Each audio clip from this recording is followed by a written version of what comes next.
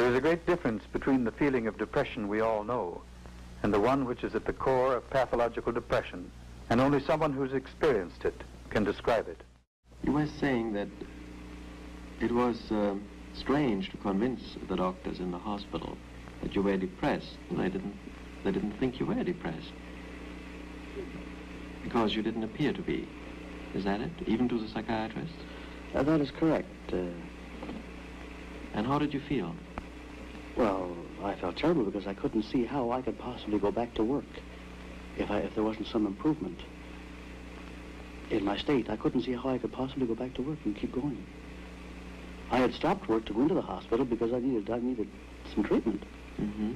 And if they weren't going to give me shock or something, I couldn't see how I could possibly go out and work again. There was nothing that you could enjoy? Absolutely nothing. There was no one I could see that I'd be glad to see. There was nothing anybody could say that would cheer you. That would cheer me. Although, as I said before, I could still tell a joke. Even then? Even then I could tell a joke. And make other people laugh? Yes. Because I think the reason for that is that I'd always been known to be a joker, and I enjoyed the fact that people enjoyed me telling them jokes. And it would give them a good impression of me. Mm-hmm. I think that was the reason why I could still, I tried to muster up the strength to tell a story so somebody would notice me. Mm-hmm. And you could do it? And I could do it, yes, strangely. And I half believe that. I half believe that she was right, that there was really nothing wrong with me. All I had to do was be a man and snap out of it. And that made you feel worse, That made me feel worse. Yes.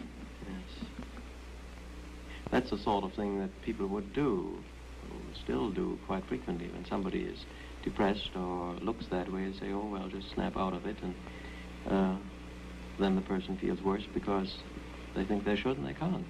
They feel well, a lot of people, say, oh, I feel kind of depressed today. I think everybody has ups and downs through life, where they, but there's no comparison. I had ups and downs before I ever had one of these depressions of which I'm speaking now.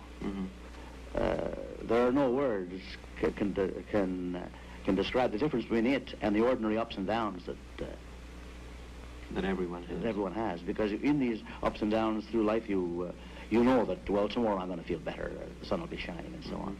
But when you're in this type of depression I speak of, it doesn't matter whether it's a black of night or whether the sun is shining, whether it's pouring rain, or whether it's snowing or anything else, nothing looks good.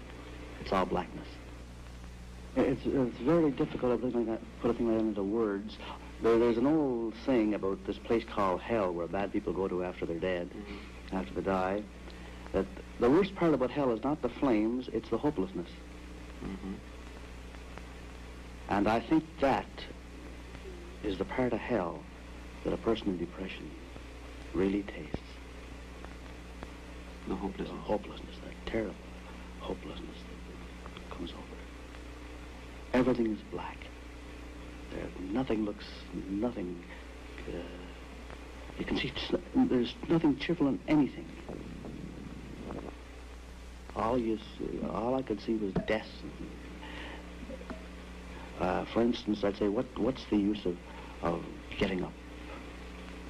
What's the use of eating? I'm only going to die someday anyway. What's the use of doing anything? Because it's pointless. It's all going to end in death. Whether I arrange to do it to myself or whether I just sit it out